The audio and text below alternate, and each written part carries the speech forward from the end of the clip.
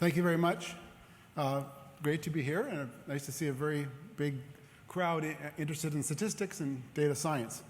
I'm giving a class at Stanford. First of all, I should say I don't have an hour's worth of material, probably less, which is fine, it's good. And I normally like to ask for questions during the talk, so it's kind of hard to see you guys with all the lights. So if you have a burning question and you make a lot of noise, I'll be able to see you and get you to ask a question, but I'll certainly try to leave time for questions at the end. I'm giving a class at Stanford this quarter, and it's about an hour and 15 minutes long, and so I find it's very useful to have a joke in the middle of the class, because it's awfully long for the students. So in that tradition, I think I better start with a joke, which is a joke on statisticians, which is the statistician and the biologist. They're both going to be executed and are asked for one last wish. The statistician thinks for a minute and says, well, I want to be allowed to give one last lecture on my grand theory of statistics. To which the biologist then says, well, I want to be executed first. Now, but that's the old days, right? You guys used to make fun of us statisticians, but now, like, you all want to talk to us, and right? And now all of a sudden, statistics and data science is sexy, and we have a second life. So glad to see so many people in the room here to hear the statistician give his grand theory of statistics talk. Actually, it's not going to be a theory talk. I'm going to give you an application of the Lasso in some detail, and also talk about customized training, which is something which evolved from this real problem, which I think is a way of enhancing the performance of the Lasso in a large classification problem. So this is an ongoing collaboration at Stanford I'm involved in with a former postdoc in chemistry, Livia, who's now in Texas, Richard Zare, who's quite a famous chemist at Stanford, and George Pulsides, who's a cancer surgeon. And the first results of this are reported in this paper in PNAS. But let me just tell you sort of well, first of all, here's a picture of my collaborators. Like there's Livia, who does most of the groundwork on the first two, Richard Zare with one of his crazy chemistry experiments in the bottom left, and George Pulsides. So sort of in cartoon form, this is the problem we're working on. So when someone gets stomach cancer, it's a very bad disease, and it's normally treated by surgery. So the surgeon tries to remove just as much of the cancerous stomach, just the cancer, and leave as much healthy stomach as possible. And there's there's two kinds of healthy tissue, stromal and epithelial, and there's cancer tissue. So in this sort of cartoon picture, we see the surgeon wants to remove the red cancer part and leave the healthy stomach intact. And it's a difficult call in real time to do this, to figure out when they've extracted just the cancer and left non-cancer, healthy tissue in the patient. And to do that, what the surgeon does now is he extracts the piece on the right, gives it to a pathologist who, while the patient's still in the operating room, looks at the margin, the edge of that red part. And if the margin looks normal, he says, okay, we're done, you can close up, you've got all the cancer. If there's cancer on the edge, on the other hand, that margin, he'll say, no, you should go in and take some more because there's probably cancer left in the patient. And this is a difficult call, apparently. The error rate may be 10 to 20% in difficult cases. So the goal of this project was to aid the pathologist and the surgeon to figure out in real time, have they removed all the cancer or not? Is that margin clear or not? Okay? And so the challenge really then, from a Cisco point of view, is, and I'll tell you the technology we'll use, it's basically a classification problem, trying to classify these three kinds of tissue, the two kinds of normal and cancer. And I said this already, that this is done in real time. One of the reasons it's hard to do in real time is that they have to do a frozen section, and that kind of distorts the cellular topology, and that makes it even harder for the pathologist to make his call, and hence the high error rate. So as is often the case now in medicine, there's technology to the rescue. So this is a kind of mass spec which actually was invented at Purdue, but now has been transported to Stanford and other places. And I don't really understand the physics of it, but essentially you can take a sample of tissue, put it on a table, they fire a charged spray at the sample, and this releases free ions from the sample into a mass spec. So what they're able to do is for each pixel in the sample, get a spectrum of the ingredients, the ion abundance across the whole spectrum. And they can do it for an entire sample at once in a matter of minutes. So just again, kind of in cartoon form, for a given patient, we might have the following 3 kinds of tissue, the 2 kinds of normal and the cancer in the top right. For each pixel, as little squares, and there's a few hundred pixels in each of those pieces, we get a spectrum, which is indexed by the mass over charge on the horizontal axis, and each peak is the abundance of ions that occur at that mass over charge. And a chemist can look at the spectrum and say, mass over charge 500, there's a peak. They know what sits at mass over charge 500. They have a way of sort of deconvolving this and figuring out, that ion, they have a name for that ion, and they can then use that to interpret this spectrum. But what we're going to do is to take this spectrum, sample it at about 11,000 places on a grid, and those 11,000 features are going to be the features with which we do the classification. Okay? So again, each pixel is giving us one of these spectra. Right? And again, this can be done with the mass spec machine I showed there. So our original training data consists of 20 patients like that, where we've got a piece of their 2 kinds of normal and cancer tissue. We have some true labels. These aren't the labels that were determined at the time of the surgery, because as I said, those are difficult to get right. They're determined after 2 weeks of testing after the surgery with various kinds of stains. So they're quite sure about these labels. They're not 100%, but they're much more sure than the labels that were gotten at the time. And we have the features, again, about 11,000 values of that spectrum sampled across the spectrum. So, excuse me. Was there a question? Quick question. Yes. Do we assume that the cost of the undercut is the same as the cost of the overcut? So that removing cancer costs the same as removing too much of the healthy? Good question. No, we're actually going to assume that it's twice as bad to miss cancer than to miss healthy tissue. So when I get to the classification, where I think I used to, I changed the loss function, so I doubled the loss on the one kind of error. Yeah, good point. So the data look like this now. We compile. We have for each patient, each row here is a pixel from the diagram. Each column is a site is one of the features from the spectrum. I've got 11,000 sites, and I've got 20 patients, each with a few hundred pixels. Each square is the height of the spectrum for that pixel at that mass over charge value.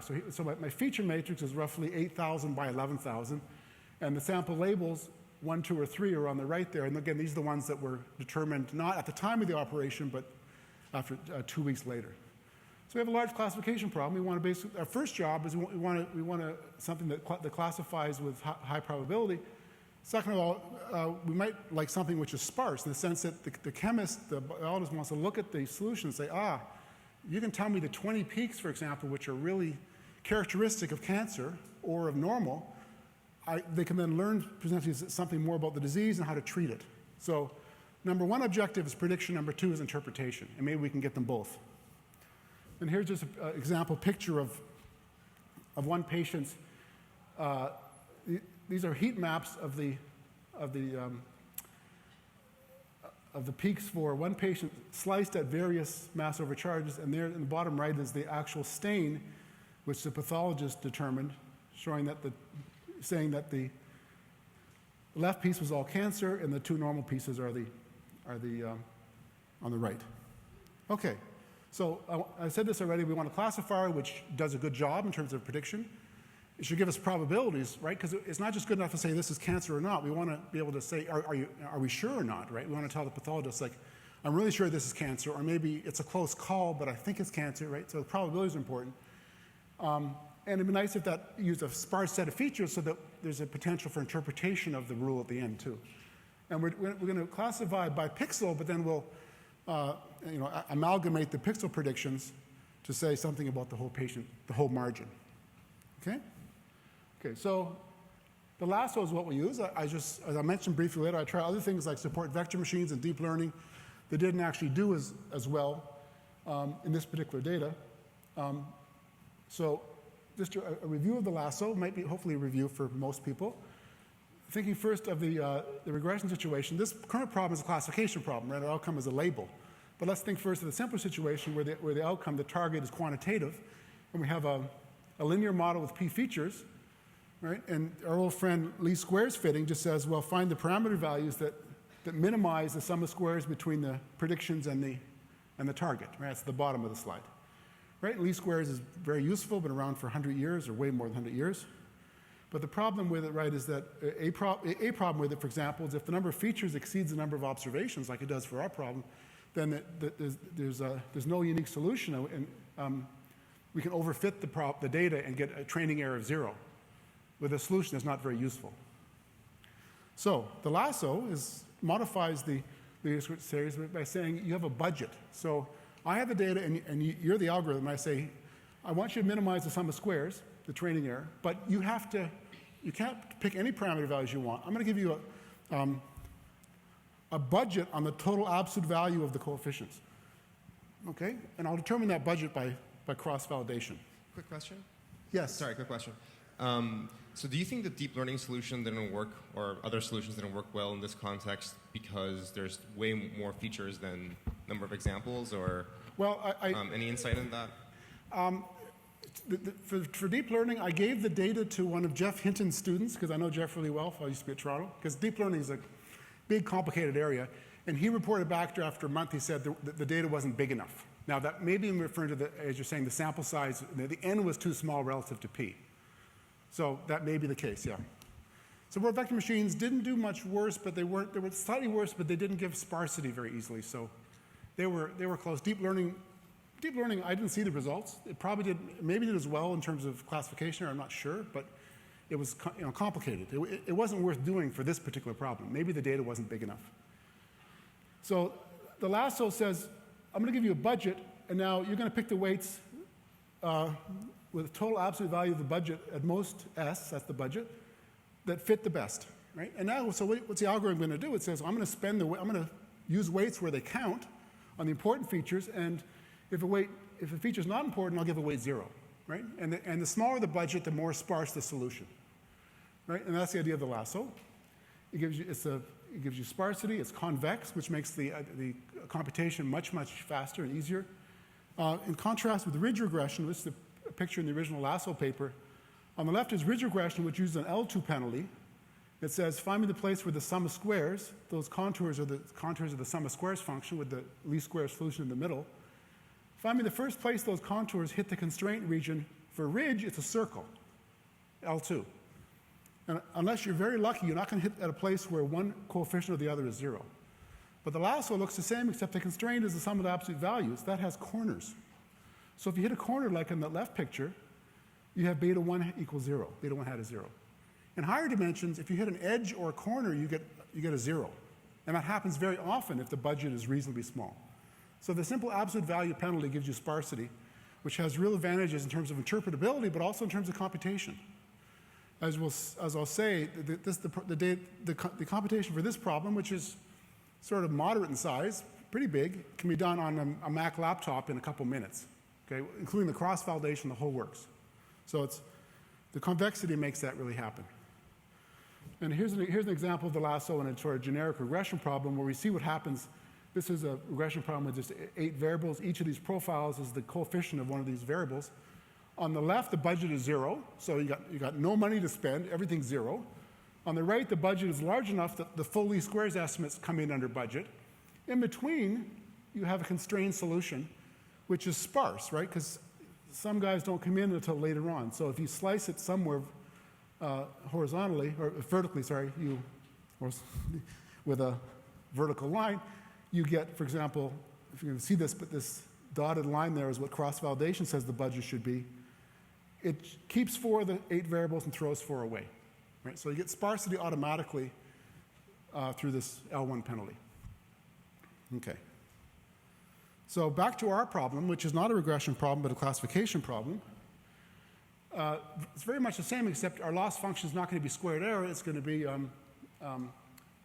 multinomial log likelihood, right? Because we have 3 classes.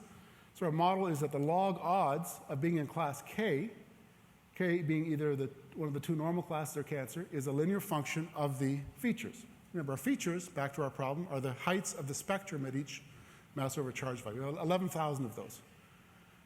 Right? So now we have a weight, a beta for each class for each feature.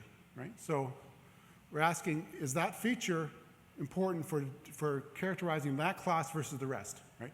If, for example, life is very simple and there was one peak that was higher in cancer than normal and everything else was the same, then you'd have a large beta for that feature for cancer. But of course, life is surely more complicated, and there'll be some large number of features that'll characterize the cancer versus normal contrast. Okay, so it's, at a high level, it's very much the same, that the objective function changes, but it's still convex. It gets optimized. And the budget, we have a Lasso penalty on the budget. That should be beta jk there. That should be beta jk. We have a total budget on the parameters, and we pick the budget by cross-validation. Again, I won't give details, but essentially you divide the data into like 10 parts. You fit the model on 9 parts for lots of ranges of budget, and then you predict the left-out part, do that for all 10 parts, and you see which budget gives you the best prediction out of sample, right? Okay. So this is all basically now technology. It's all very doable in standard software. Quick question. Yes. This may be a question about multinomial models. Yes. But is there a potential issue that if you're given something that is maybe not one of those three, so some cell that's not cancer, that's not normal, not epithelial, if the system was given such a cell, Yes. that's sort of outside of what it's been trained on, you know, is it the case that basically each of those three have some teeny tiny probability, and then when you sort of normalize by the sum of those probabilities, you're kind of getting a wild guess that, you know, it's just going to accidentally say cancer when it's really a fourth? A great question. That's actually that is a problem. It happens in this example, and I'm going to get to that. And that's turned into a PhD thesis for one of my students. So yes, it's a problem. I don't know how to solve it yet, but I'll give some details of it in a few slides. Okay. Okay. So fast computation is essential.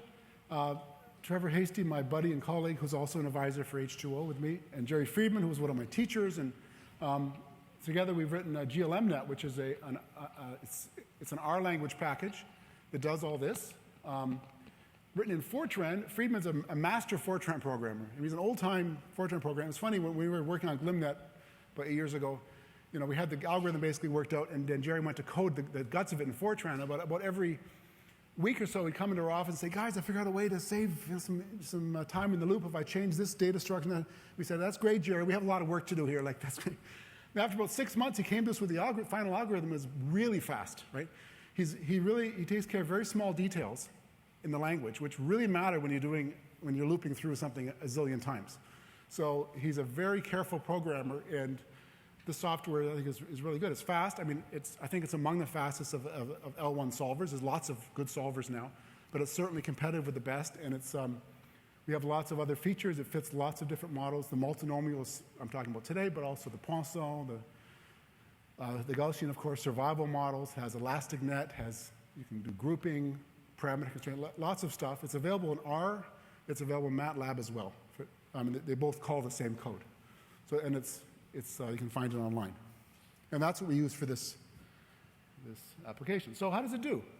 Well, first of all, the cross-validation that found the budget, it recommended 129 peaks.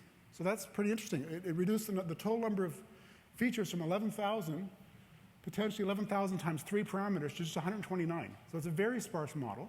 Okay, we didn't choose that. That's cross-validation says that's what you need. That's all you need. The error rates are, well, the percent correct are around 94 to 98%. The true classes on the rows and the predicted classes on the columns. We also had a separate test set, additional to, I think, 10 patients, which we did nearly as well. And if you combine cancer versus normal, which is the real problem here, the success rate is about 98%. Now, I should say these cases are somewhat easy in the sense that they aren't margin cases that were really difficult for the pathologist. So just now we're starting to test it on more live cases that actually the pathologist had trouble with, and we'll see how it does. But so far it's promising, but not doing as well as these numbers, but perhaps could improve upon the pathologist error rate of about 20%. Okay.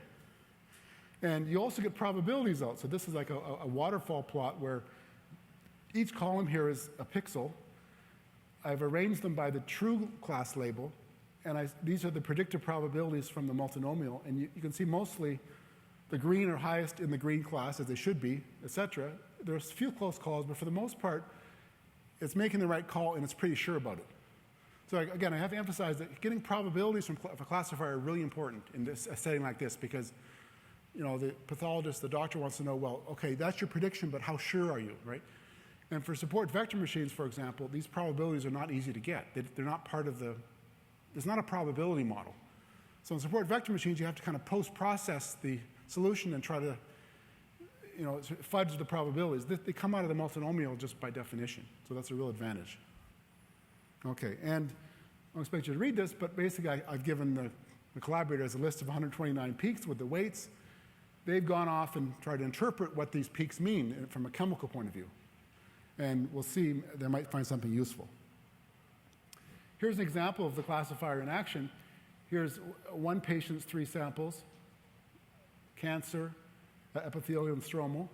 Here's a heat map at one particular mass overcharge on the top left, the true labels on the top right, and the classifier labels, and it's almost perfect. It makes some mistakes, but it's quite good. And again, in answer to the question that was asked earlier, I set the loss function at twice. I counted 2 times the amount of error for predicting normal when it was cancer, as opposed to predicting cancer when it was normal. So I've increased the sensitivity at the cost of some specificity. And there's some other examples. But let me get to this. I mentioned support vector machines gave a little higher error rate, didn't give a sparse solution easily. And deep learning, as I mentioned in answer to a question, I was happy whatever works here works. I want to help my collaborators do a better job. And deep learning is a fascinating field. It's kind of amorphous. There's so much stuff there. It's not like there's one function to run this function, right? There's like many, many different approaches and variations. So I gave this data to a graduate student of Jeff Hinton. Came back to me a while later saying, again, as I mentioned, that the data was probably too small. I thought this was big data, but I guess not anymore. This is like small, right? Big is in the millions. We're not going to get thousands of patients in this kind of setting, but we're trying to get more. I moved on to prostate cancer now, and we have a much larger sample. We have 70 patients rather than 20. So this is an answer to a question which was just asked in the audience. I built this classifier, and the collaborators are quite excited about it. And then my main collaborator, she brought me another sample from the operating room and said, could you classify this? So I put it through the classifier. It said, I'm quite sure it's cancer, the classifier said. Most of the pixels were cancer. And then she went to the pathologist who did some lab tests and said, no, he's really sure it's normal. Your classifier is wrong. So what happened? Well, she then looked at the sample again and realized that the fat composition was much higher in this sample than all my training samples.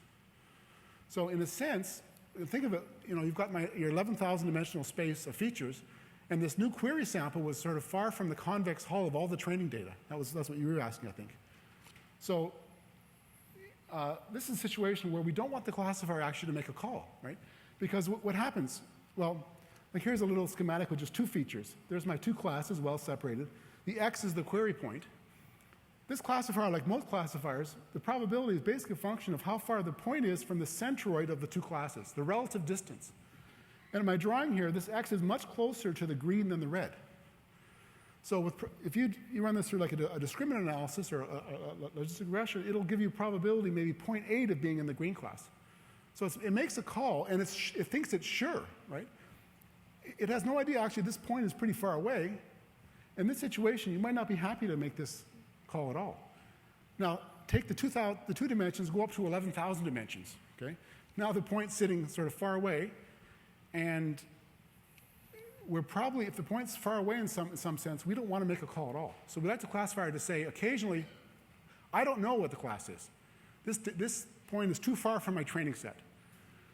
And I looked to see what people have done in this problem. There's not really very much done, especially in high dimensions. In 2 dimensions, you just draw the picture, right? But try 11,000 dimensions. Well, you might say, okay, well, I'll just see whether the point's far away in 11,000 dimensions. But every point's far away from every other point in 11,000 dimensions, right? And furthermore, we don't think all 11,000 dimensions are important. Maybe only a few hundred are important. So how to, in a robust way, arrange for a classifier to say occasionally, I don't know, is, I think, an important unsolved problem. For applications like this where you clearly need it, right? Because we don't want to put this in action. I mean, the goal someday we'd have this beside the operating room. Pathologist looks at the thing and says, I wonder what the computer thinks, right? Goes over to the algorithm, and it spits out its probability. We'd like to give the pathologist a second opinion, but we don't want it to make calls in cases where it has no right to make a call, right? So, but how to do this in a robust way in high dimensions is, at least as far as I can tell, is not a solved problem. So, as I mentioned, I've got a student working on this as part of a research project. Some other questions that arise. Should we adjust for patient effects in training? I didn't say this, but the only way I'm making use of the patient's distinction, let me go back to this picture of the data. The only way I'm accounting for the fact that, say, the top blocks of pixels are all from the same patient is when I do cross-validation, I leave out a patient, right? Which is only fair, right? We don't want to predict patient one's pixels if the learner has already seen some of patient one's pixels. So we leave out a patient. But other than that, I'm not making use of the patient information. It doesn't seem to help yet. Although in the next section on customized training, I will make use of that. And it actually, I should say, it does help in a certain way. So, and should we use the spatial proximity of the pixels? I haven't in any way used the fact that one pixel is beside another one. Well, that could be good or bad to use that information, right? I mean, to some extent, nearby pixels should be similar in their class. On the other hand, when we hit the margin, we expect a discrete change to occur, right? This is cancer, and then it's normal. So smoothing might help, but over-smoothing would hurt. So right now, I've just said, well, I'm not going to go there. Okay, so now something that, an idea that came out in this project, which has turned out to be useful for this kind of thing, is customized training. This is joint work with my graduate student Scott Powers and Trevor Hasty. So I'll just say the idea briefly, and then I'll apply it to the same problem, and we'll see what it does for us. So the motivation is from local regression, where if we have, say, a y versus x, just a single x, and we have a scatter plot of y versus x, and we want to fit a smooth curve through those points, local regression says, well, rather than use a straight line for that whole function, I'm going to take a neighborhood around the point, which is indicated by this yellow. So here's my target point. I'm going to take a neighborhood of points, that's this yellow region, and I'm going to take a weighted average of their response values to tell me what the fit is here. Okay? And that's like it's called a locally weighted regression. So basically, I slide this yellow window across the data, and I take a weighted average of the points in the yellow window, the weights given by the height of that yellow bell, and that gives me my prediction at each point. Okay? So it uses information local to that point to do the fit. Okay, well, so what does that have to do with our problem? The idea is we're going to group, well, the general idea is we have our data, we have our trained data and our test data, okay? And we want to make predictions on the test data. The standard approach is you fit something on the training data, and then you predict the test data. But we're going to do something different here. We're going to, before we do any fitting, we're going to throw together the training and test data, just their feature vectors. We're going to cluster the collection. And now, when we want to make a prediction at a query point in the test set, we fit a model. Well, so for each query point, we find the nearest neighbors. We find the points that are close to that query point in the training set. And we fit a customized model just to those points. Okay? And we do that for every query point. So it's kind of like this, right? Here, we fit a customized model to each query point. The customized model was simply an average. But here, our customized model is going to be a lasso. So again, we take the training data, we take the test data, we throw it together, and we do, like I say, a hierarchical clustering. And now if you ask me for the fit at a given query point in the test set, I look to see where in the clustering diagram does the query point fall, and in that clique, I have a cluster of training points that are close to that point. So I fit a customized model, lasso, just to that data. Because after all, those are the training points that are most like my test point, right? So instead of a one-size-fits-all model, we fit a customized model. Okay? And this idea, by the way, is not new. In a sense, I mean, there's a field of machine learning called transductive learning, which has this kind of flavor. Okay? But, I mean, nothing under the sun is really new. It's really the way you apply it. So for our data, actually, it's simple. We don't have to cluster because we have patients. So for our idea, this data, the idea is even simpler. We have our data. Remember, it's grouped by patients. And I have my test set over here, and I want to classify a pixel for that test set, right? I do this for each pixel. I have my training set here. I go to take my query point. I find the 10 nearest, actually, I should say I have a query patient. I have an entire patient whose pixels I want to predict in the test set. For each pixel of that query patient, I find the 10 nearest neighbors in the training set, just in square distance over the feature vectors. Every guy has 10 nearest neighbors. I take those 10 nearest neighbors, I throw them together into one big training set. That's the customized training set for that patient. That's a set of pixels among all training set pixels that look the most like that patient's pixels. And then I fit a Lasso model, just like you saw, on that customized training set. So each patient gets his own model, right? Rather than one model fits all, it's one model per patient. Why might that be useful? Well, maybe for some patients, maybe this kind of multinomial linear model doesn't really apply, it doesn't work well across the whole feature set. Maybe a better model is one in which we allow the model to adapt itself in various parts of the feature space. And this would allow that to happen in a very simple way. So again, we form a customized training set of pixels that are like the ones that we're trying to predict. And we use that training set to train a model just for that patient. Okay, so that's why it's called customized training. And something very interesting happens. This might be hard for you to see, but each of these are six test patients. And I've got the error rate of the standard classifier, the one I just showed you, in blue, and, in black. And the green is one to look at. The green is now the result of this customized training. And a horizontal axis has the number of non-zero features. So this is the actual test error I see Can I ask a quick question? from both the black, that's the one-size-fits-all model we just saw, and this new customized training in green. And you can see in many cases, actually almost every case, it does better. And it's surprising. Actually, one way it's doing better is it's customizing the prior. See, in our data set, the pixels are roughly a third. Can I ask a quick question? Yes. So this idea of making predictions by a certain observation of group or observations, in my line of work, we would be very interested in making predictions per zip code or making predictions per product. And we've seen that sometimes this works better, much like you're making predictions per patient. Yes. But my question is, are you aware of any theoretical work that would support this? I mean, our results have been very empirical so far. Not really, but it just... It makes sense. It makes sense. Common sense is, for me, the theory. But, I mean, I'm sure that one could imagine some theory you could construct, but these ideas are relatively new. So I haven't seen theory yet, but I'm very optimistic that it's a good idea. Thanks. So, as I was saying, our data set's roughly maybe half cancer, half non-cancer pixels, the training set, right? Now, if I come with a patient for which the pixels, some of these patients have only a cancer sample. I maybe didn't say that, right? Now, if we ask the classifier to classify something which is all cancer from a training set which is roughly half and half, it has a hard time, right? Because the prior is sort of 50-50. The evidence in the data has to be overwhelming for it to predict every pixel as cancer. So that's one reason why its error rate wasn't perfect. This guy also customizes the prior. Think about it. I have a patient whose pixels are all cancer, and I'm trying to predict him, right? I don't fit to the whole training set. First of all, I form this customized training set. Now, the customized training set is finding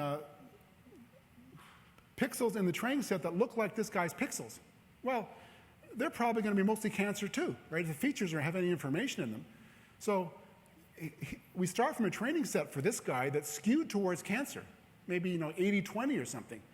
And now the classifier has a much easier job because it's starting with a prior which is more like what's right for this patient. So it was kind of a surprise to me. We're customizing the training, but it also customized the prior at the same time, which was And so what are the results? Well, we didn't have a lot of room for improvement because it was already so good, but I don't know if you can see these, but it's, it's got about half the error rate, 3.5% to 1.8%. That's actually pretty important, pretty impressive. I tried a lot of things to lower that error rate of 3.58, and I couldn't do it, and the customized training just did the job. And now we've applied these methods, as I mentioned. Oh, here's a picture. The one drawback of customized training is that you don't get one set of features, right?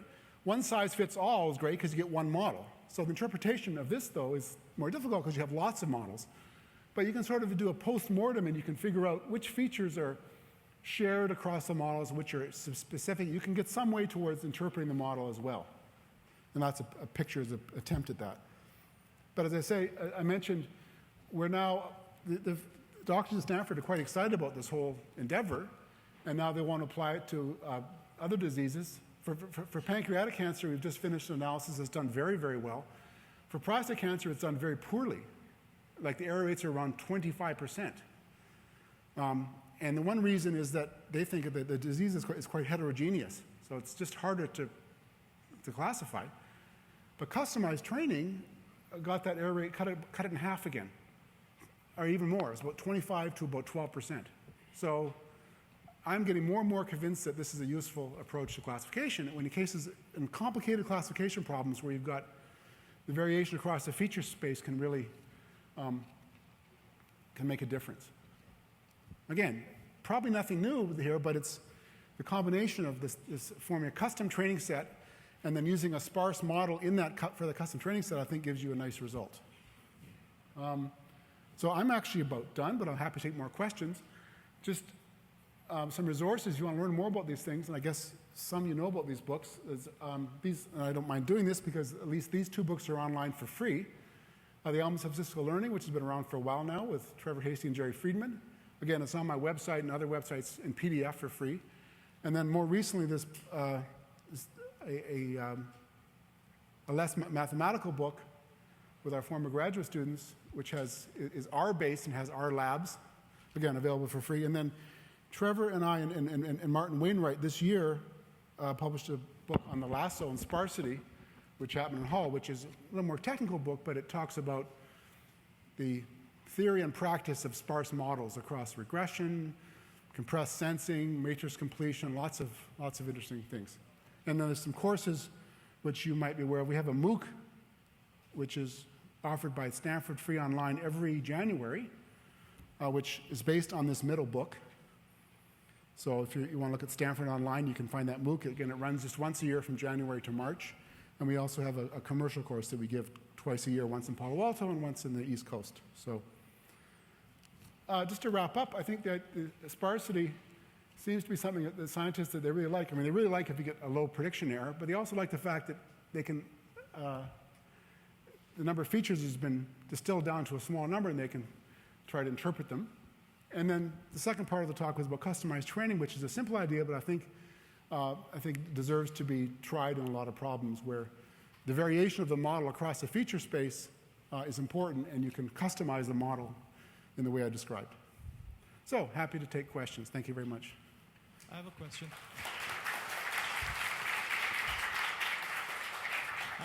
Here. Is this on? Okay. So my question is, when you are doing the sort of ionization, each patient might have a different response for each cell, and you get a different sort of distribution for each cell in the sampling itself. Is there a correction for that? And second question would be, why do you do multi-class classification? Why not just cancer and not cancer? In which case, your second problem of having cells that are unidentified can be just classified as such. Okay, so the first question was, do the cells have variation in their ion abundance? Is that what you mean? So when you're sort of bombarding it with whatever, I don't know exactly, and it's emitting this and it's going into your mass spectrometer, each patient might have different responses for different cells for how many that you see. And this becomes a proportion that you are working with initially to classify. And how do you correct for this kind of initial sort of distribution of sampling? Well, I'm not quite sure I understand the question. Each pixel contains some relatively small number of cells, and the measurements are made per pixel. So we do get sort of an accumulation over the cells in a pixel, but then... So how is it normalized against the three sort of different cell well, types? it's only normalized. We only normalize it. I think we make the average across the whole spectrum 0. So we normalize it because there are differences in the instrument as well. We sort of do an overall normalization per pixel, but other than that, we don't. See. Yeah. Second question. True, we're interested in the only cancer versus non-cancer. When you treat it as two classes, turns out you get pretty much the same results. But I do want to point out that there's some cases where, even if you're interested in just two classes, and you have three classes, so you have three classes, like here, two normal and one cancer, then actually you can be better off treating it as a three-class problem. Like, if you can see this, if this was cancer class, and these are the two normal classes, right? If you treat it as a three-class problem, you can separate, the normal from the. Can you see this behind the computer? I don't know if you can see this. Right? If you treat it as a three-class problem, you have a chance of separating this normal and this normal from cancer. But if you first of all fold the two normal classes together, right? They kind of sit on top of the middle class now, and it obscures it. So, in theory, at least, even for when you're interested only in a certain contrast, it pays to keep them separate. It can pay. In this case, it made very little difference. So, yeah. Hi. I really liked your idea of doing personalized models for patients, and I was wondering if you've considered doing sort of an ensemble of maybe one personalized model for the patient combined with an overall model, just to catch a broader good idea. I've got another student working on that. So I've showed you the two extremes, the one-size-fits-all model and then a model per patient, but you're absolutely right. In between, there's probably some fertile ground because we kind of expect that some peaks, some characteristics will work for all patients, and we pays to borrow strength across those patients, and some other peaks might only be important for certain patients. So we're now working on a blended model, which is kind of common model plus individual models blended together, which is maybe what you're thinking of. Yeah, I think that's a good idea.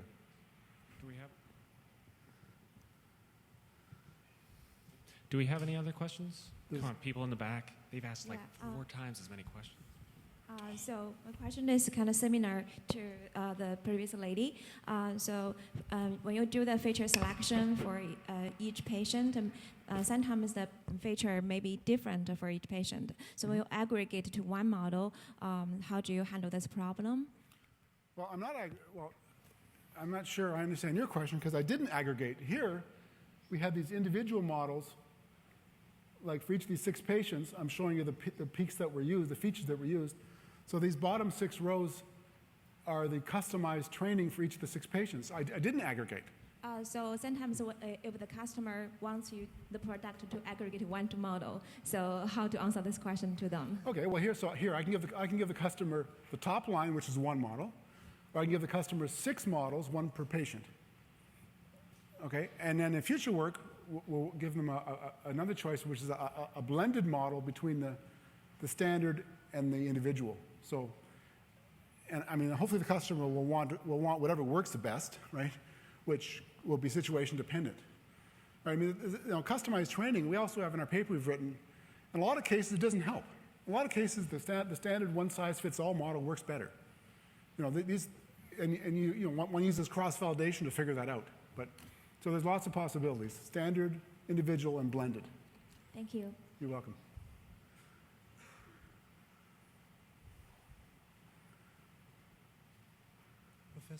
Professor, you say a customer model for per patient. What is that going to be used if I interpret it? It's going to be, is patient going to be in surgery again or? I'm sorry. You said a customer model yes. per person. Yes. What is going to be? How's it going to be used? Yeah. Well, ideally, if this works its way into the operating room or the room beside the operating room, right? We'll have this algorithm here. The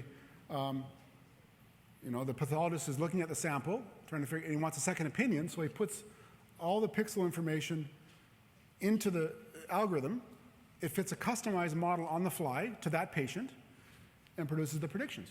So that's how it could be used in real time. In terms of interpretation, it's a little harder, sort of, because it's an individual model for that patient. But one can compare the features that it uses to the standard features and see where they are the same or where they differ. So it's used in the real-time training, is that right? Well, that's one major goal here, to get it to work well for real-time classification. Yeah. So the patient has to got a second cut or? No, this is from the cut. I mean, the piece of stomach is removed, the margin is extracted. We probably wouldn't use a mass spec machine because they're too expensive, but we put it into some other machine that can measure the 129 ions, all on the fly.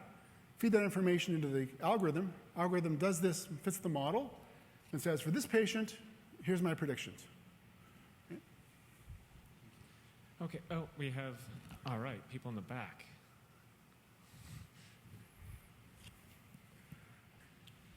So I noticed that you talked about spatial proximity and using that as a potential feature.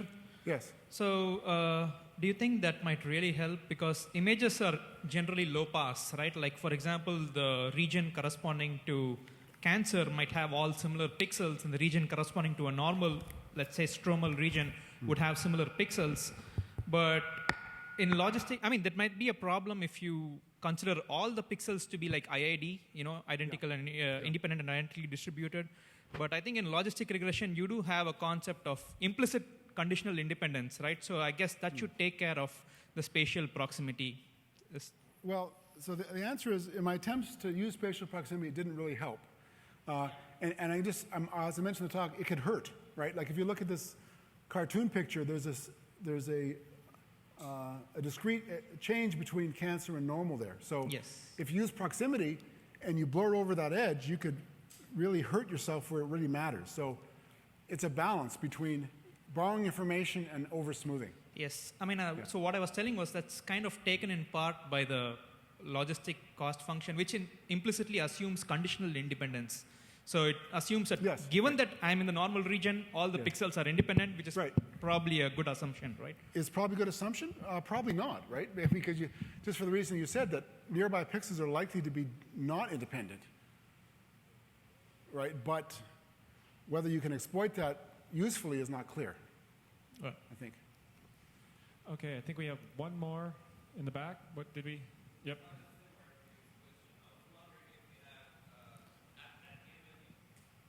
Just wait for the mic. There we go. At the end, when you're done with your prediction, if you see one pixel is surrounded by cancer pixels, but it was predicted to be normal, do you correct for that? Well, that's a good point. So I guess the bigger question is sort of how to use the pixel-wise classification to amalgamate into a prediction for the whole patient, right? And that's a good question. What I'm doing now is just sort of taking the proportion of cancer predictions in the important area, but you're right, maybe borrowing strength in those predictions could be useful. Because if you see a cancer pixel in the middle surrounded by normal, you might believe it, but you might apt to think it's a false positive. Yeah. Okay, so let's thank our speaker.